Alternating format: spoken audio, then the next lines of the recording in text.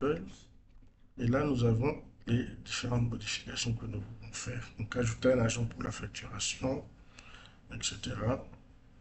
Tarification, les catégories des chambres, les caisses qui sont accessibles depuis l'hôtel.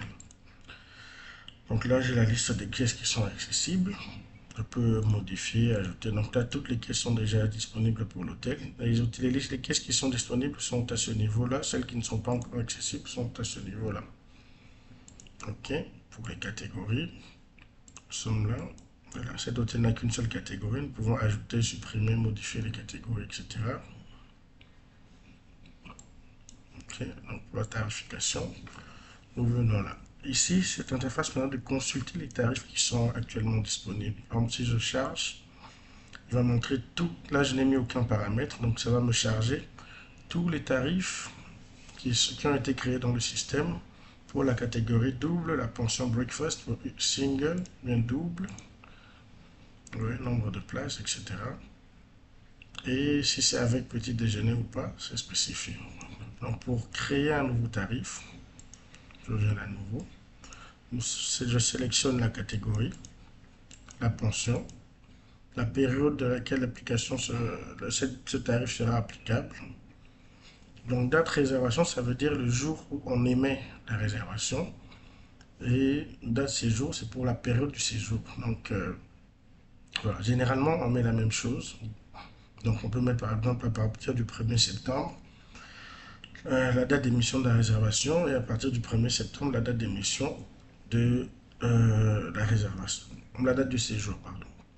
Ensuite, nous pouvons sélectionner ce tarif que nous allons créer. Il sera pour single, double, avec ou sans petit déjeuner en cliquant. Et quand nous mettons le tarif, je viens par exemple, je veux dire qu'à partir du 1er octobre, donc toutes les réservations qui sont émises à partir du 1er octobre jusqu'au 1er octobre de l'année prochaine.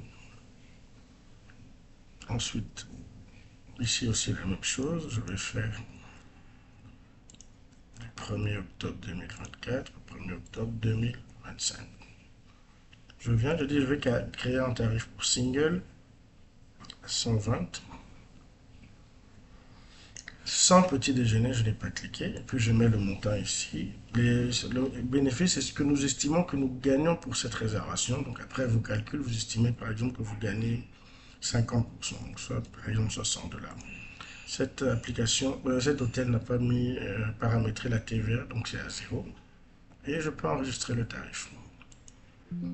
Tarif ajouté. Donc si je viens vérifier ici, tarif single, pour une réservation à partir du 1er octobre, je charge, voilà. Lorsque l'application trouve deux tarifs qui sont concurrencés, donc qui sont sur les mêmes périodes, par exemple ce tarif ici, il va jusqu'au 31 décembre, et celui-ci commence au 1er octobre, l'application va prendre automatiquement la dernière qui a été créée. Donc à partir du 1er octobre, ce tarif ne sera plus pris en charge, celui-ci qui sera pris en charge. Notez que ce tarif est sans petit déjeuner, donc on peut faire la même chose, on crée par exemple le single avec petit déjeuner par exemple à 135, le bénéfice sera par exemple de 65, avec petit déjeuner, toujours la même période,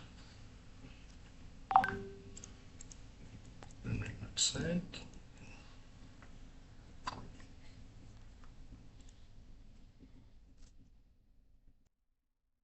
Nous mettons la même période, sauf que cette fois-ci, c'est comme nous avions spécifié, c'est à 135 $ avec petit déjeuner. Je viens, je confirme. Et lorsque je vais vérifier, voilà, pour que ce tarif soit applicable, il faudrait que ce soit single et avec petit déjeuner lors de la réservation. Ok.